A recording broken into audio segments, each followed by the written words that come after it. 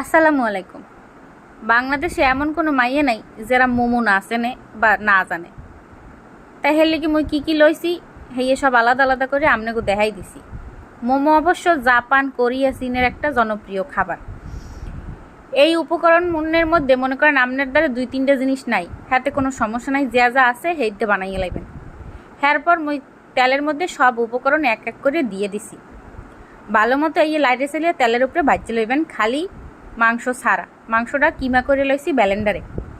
এরপরে ভাজা হয়ে গেলে সুন্দর মতো মাংসের লগে মাখিয়ে হেলাইবেন।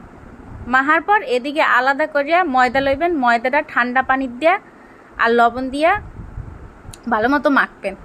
এরপর রুটি যেরকম বানায় সেইরকম রুটি বানাইবেন ছোটো ছোটো। এরপর অল্প করে এই মাংসের কিমা দিয়া শাড়ির আসলে নেন, এরকম কুচি বানাই এরকম মোমো বানাইবেন। দেখেন মুই কি সুন্দর করে মোমো বানাইছি।